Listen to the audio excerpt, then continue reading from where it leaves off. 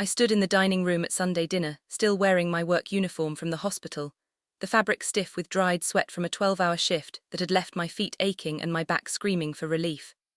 My husband looked across the table at his family with that easy smile he always wore when he wanted to be charming and said loudly enough for everyone to hear, "She barely works, you know.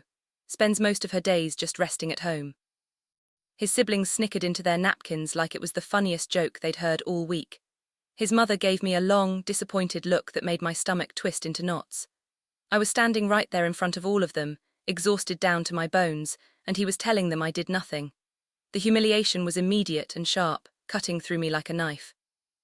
I couldn't figure out why he was publicly tearing me down like this, why he would say something so cruel in front of his entire family when he knew the truth. I forced a smile onto my face because I didn't know what else to do, but something inside me cracked in that moment. Something fundamental shifted, and I knew I would never forget how small he tried to make me feel in front of people whose opinions mattered to him.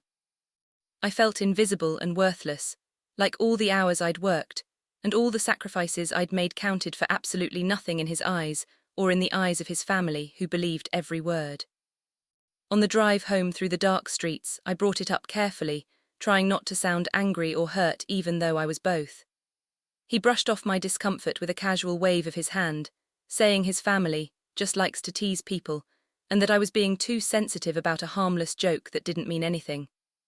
But my gut told me he'd been saying much more behind my back than just tonight's comment, that this wasn't an isolated incident, but part of a larger pattern I'd been too blind to see. He changed the subject quickly, almost defensively, talking about something completely unrelated like he was desperate to move past the conversation before I could press him further. I began replaying past conversations in my mind where his family had hinted at me being lucky to have him, how his sister once said he was so patient with me, how his mother asked if I was contributing at all to the household. It suddenly made more sense now. They hadn't come up with those ideas on their own out of nowhere. He'd been feeding them a carefully constructed narrative for months, maybe even longer, and I'd been too tired and too trusting to notice what was happening right in front of me. The betrayal felt worse because I'd never seen it coming, never suspected he was capable of something like this. I wondered how long he'd been building this false story about me, and what else he'd said when I wasn't around to defend myself. I woke at dawn the next morning for my first job at the hospital, my body barely recovered from yesterday's double shift that had pushed me to my absolute limits. My husband slept soundly beside me in the bed we shared, his breathing deep and peaceful, and undisturbed by any worries or responsibilities. He claimed he needed to focus on job hunting, and couldn't be disturbed early in the morning because it would ruin his concentration for the entire day. I quietly left the house in the dark, careful not to wake him, knowing I wouldn't return until well after midnight when all 3 of my jobs were finally done for the day. No one, not even my closest friends who I'd known for years, knew I worked 3 jobs to keep us afloat financially. I'd hidden it carefully and deliberately to protect his ego, to let him save face while he searched for work after losing his previous position. I told people I worked at the hospital and left it vague, never mentioning the retail shift in the afternoons or the data entry work I did from my laptop late at night, when I could barely keep my eyes open. I thought I was being a good wife by protecting his pride and his reputation. Now I wondered if I'd just been making it easier for him to lie about me without consequences, if I'd enabled his deception by keeping my struggle invisible to everyone around us. The thought made me angry in a way I hadn't allowed myself to feel before. During my short lunch break at the hospital, I sat in my car in the parking lot and checked our shared bank account on my phone with growing dread in the pit of my stomach. Another large withdrawal appeared under his name, dated from yesterday afternoon. My deposits from 2 different jobs had already disappeared into bills I never saw and expenses I didn't recognize or approve. I started scrolling through the transaction history with shaking hands, my chest tightening with each unfamiliar charge that appeared on the screen. Designer coffee shops, expensive takeout meals, new clothes I'd never seen him wear around the house. Meanwhile, I was packing the same sad sandwich from home every single day to save money for our household expenses. I started wondering seriously if he was even trying to find work at all, or if this comfortable arrangement where I funded everything while he did nothing was exactly what he wanted permanently. The financial imbalance that I'd told myself was temporary and would resolve itself was beginning to feel like deliberate manipulation, like he'd carefully engineered this situation, and had absolutely no intention of changing it anytime soon. I felt sick to my stomach realizing I'd been working myself into the ground while he spent my money on luxuries he never mentioned. How could I have been so blind to what was happening right under my nose? That evening after my second shift ended, his sister sent me a text message that appeared friendly and concerned on the surface but felt like poison underneath when I really read it. "Hey, just checking in. Hope you're doing okay and not too stressed. Let me know if you need anything."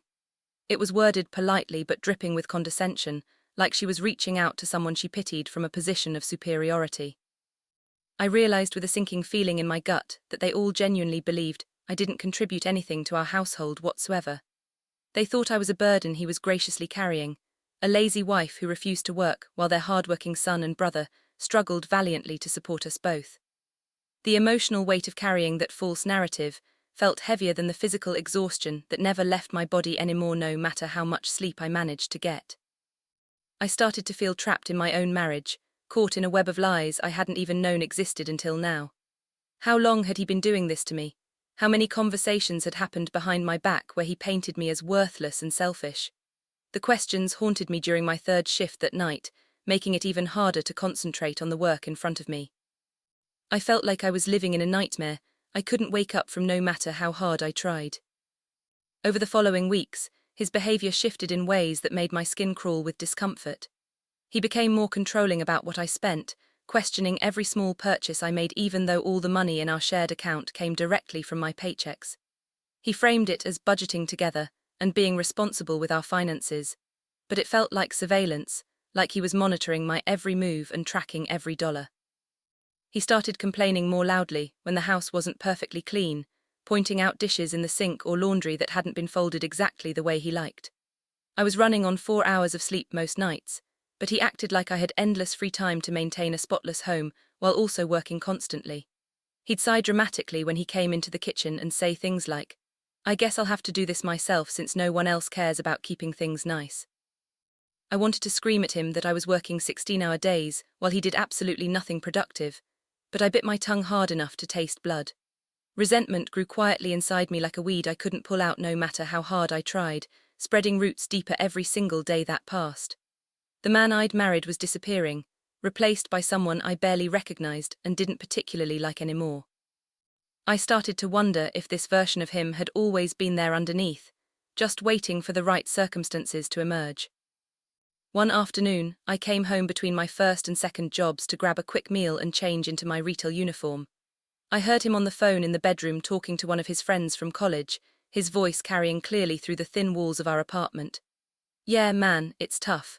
She refuses to help with expenses. I'm basically carrying everything on my own here."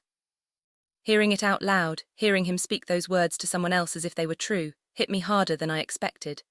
I stood frozen in the hallway with my hand on the doorknob, unable to move or breathe properly. I realized this narrative wasn't new at all.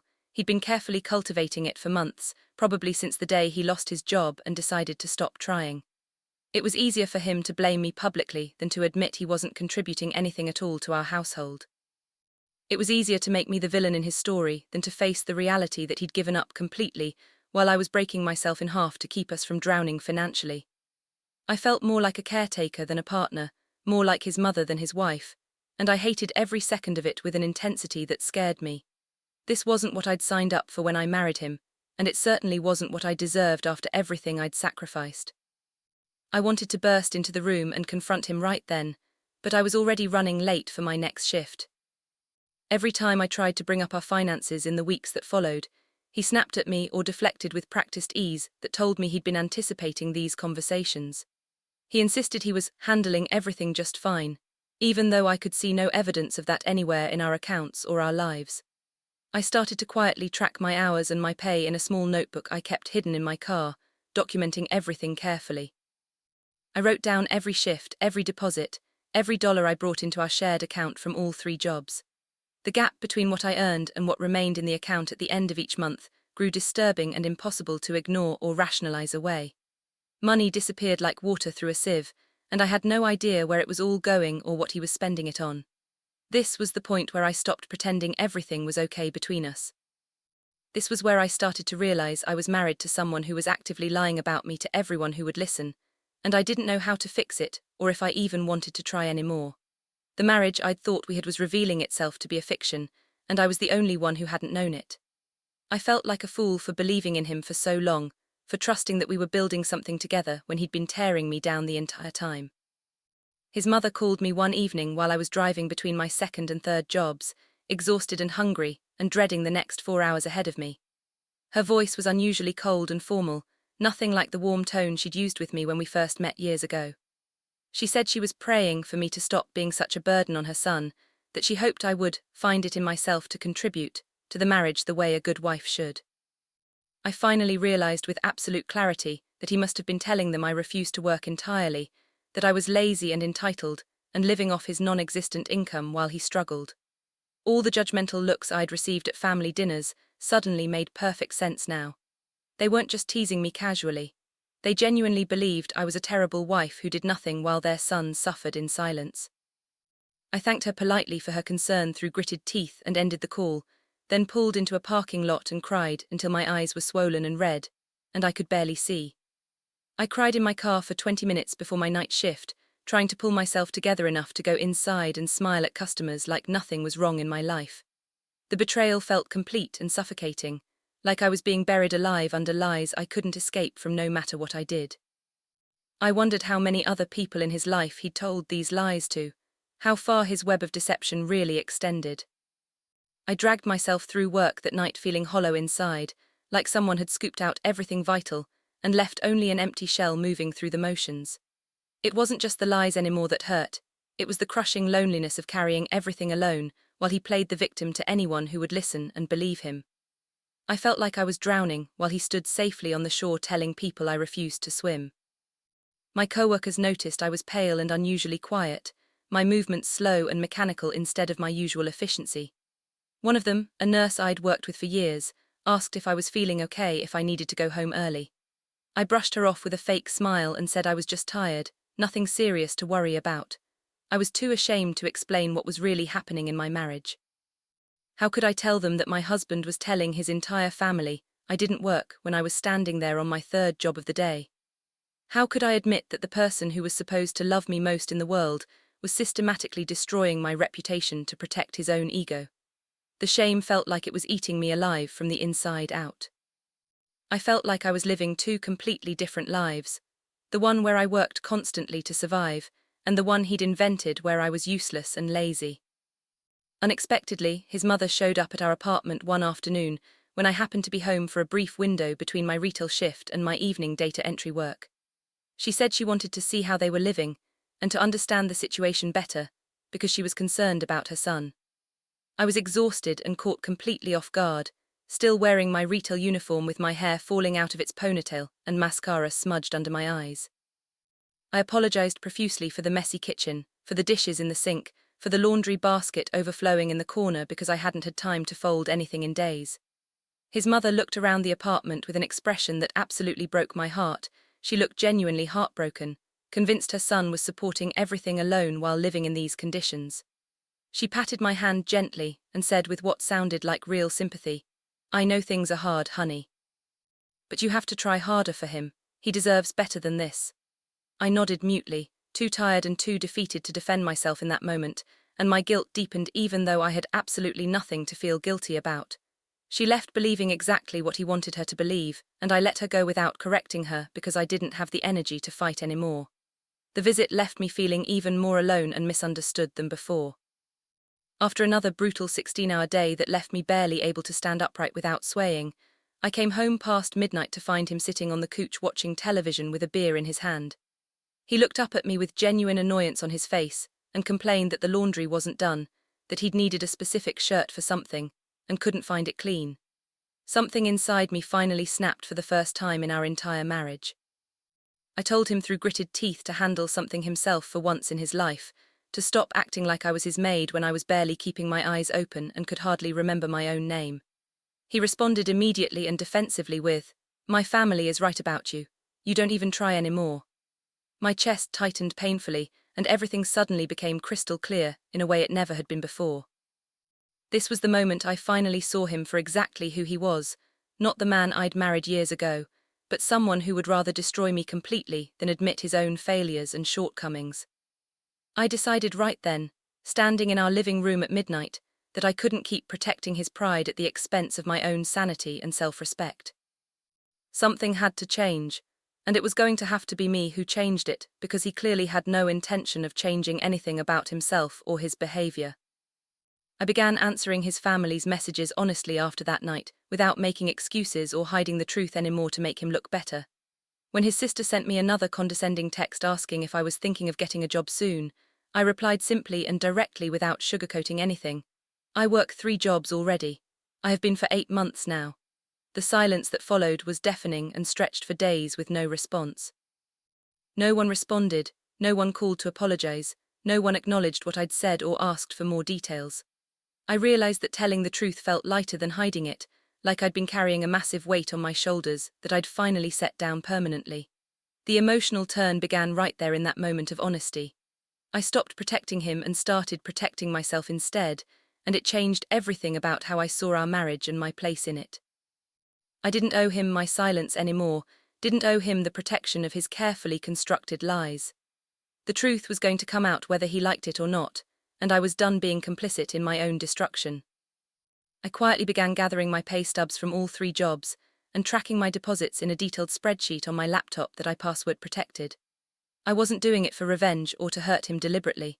I was doing it for my own sanity, to prove to myself that I wasn't crazy or lazy or any of the things he'd been telling people about me.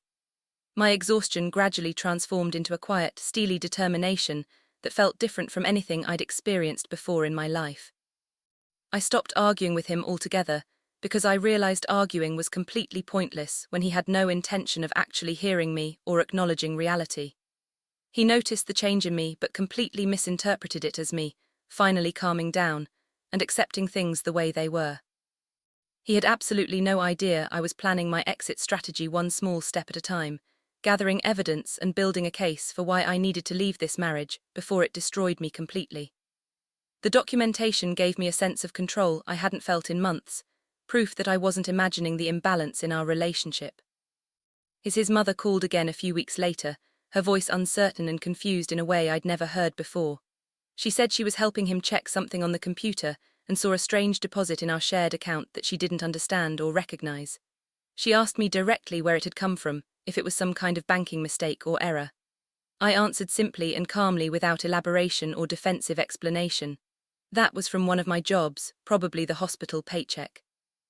Her voice faltered on the other end of the line, trailing off mid-sentence like she'd forgotten what she was going to say.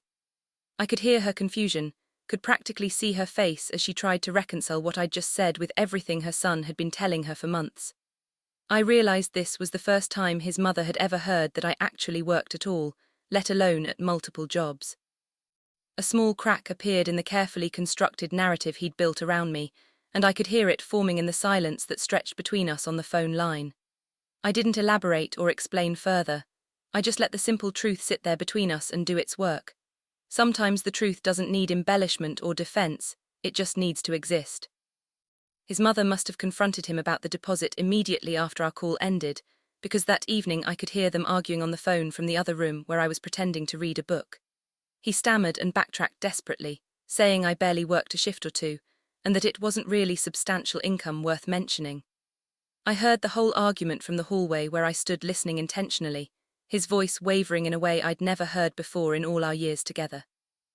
For the first time since this all started, he sounded genuinely scared, not of me specifically, but of being exposed as a liar in front of the people whose opinion he cared about most in the world.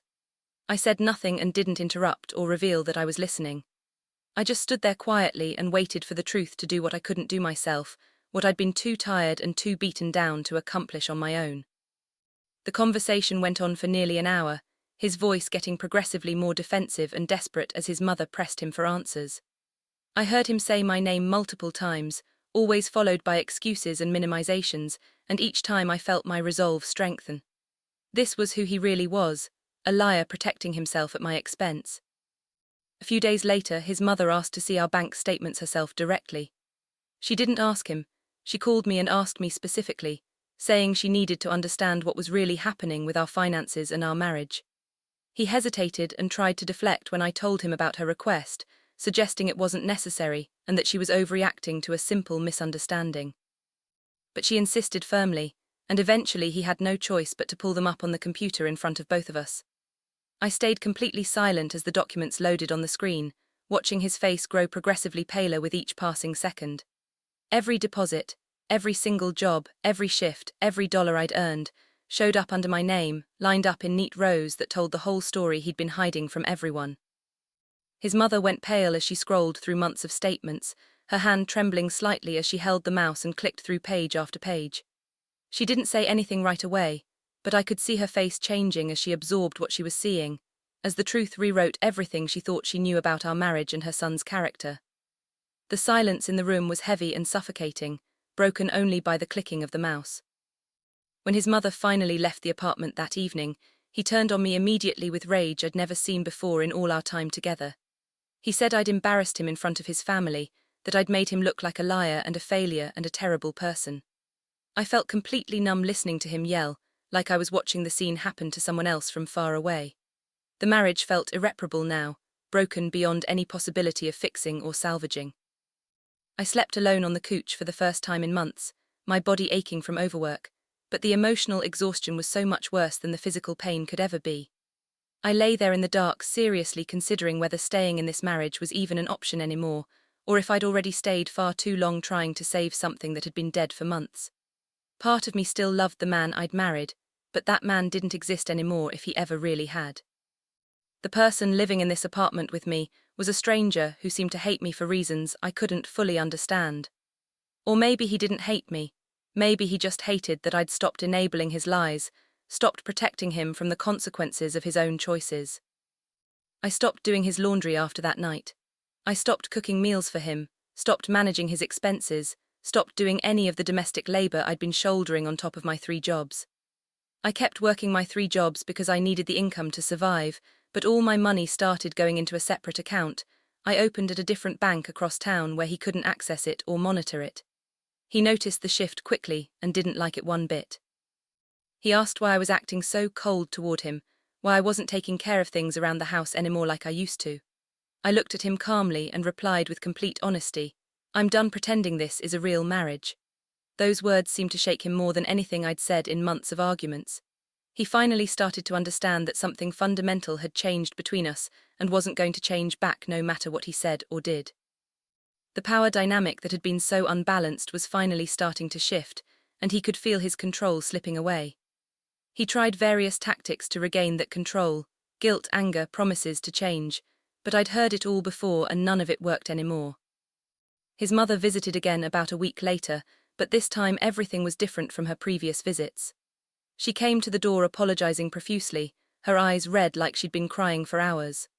She said she felt misled and ashamed of how she'd treated me, how she judged me harshly without knowing the truth about what was really happening. She admitted she now saw clearly who had been holding everything together all along, while her son did nothing but complain and lie to make himself look better. I didn't gloat or say I told you so, even though part of me desperately wanted to after months of being treated like I was worthless. I just listened quietly while she apologized, accepting her words with a simple nod of acknowledgement. It was the first time someone in that family truly acknowledged my effort and everything I'd sacrificed to keep us afloat financially and emotionally. It should have felt more satisfying than it did, but mostly I just felt tired and sad about all the time I'd wasted trying to save someone who didn't want to be saved and didn't appreciate what I was doing for him. Her apology was genuine, I could tell, but it couldn't undo the months of judgment and condescension I'd endured from his entire family. With me no longer funding everything, bills started piling up quickly on the counter in alarming stacks that he couldn't ignore. His job search, which he'd claimed was ongoing and serious, and taking up all his time and energy, turned out to have been completely fake. He'd stopped trying months ago and had just been pretending to send out applications to keep up appearances. He tried desperately to guilt me into helping again, using every manipulation tactic he could think of from our years together. But I quietly refused every single time, keeping my boundaries firm no matter how much he pleaded or how angry he got. Reality was finally catching up to him after months of avoidance, and there was nothing he could do to stop it anymore. He began unraveling under the pressure, his carefully maintained facade crumbling piece by piece as the consequences of his lies and laziness finally arrived at our doorstep. I watched it happen with a strange detachment, like I was observing someone I used to know from a great distance. The apartment filled with final notices and overdue bills, physical evidence of what happened when he had to actually support himself without using me as his safety net. My revenge wasn't dramatic or explosive like something from a movie or a television show. It was simply stepping back and letting the truth stand alone without my protection anymore to shield him from the consequences of his own actions. His family started questioning him instead of me, asking why he'd lied for so long and what he'd really been doing all those months. He claimed to be job hunting and supporting us. His mother told him directly she was deeply disappointed in how he'd treated the woman who'd been keeping him afloat, how he'd repaid my loyalty with lies and public humiliation. He lost the moral high ground he'd built on lies, lost the sympathy and support of his family that he'd taken for granted his entire life.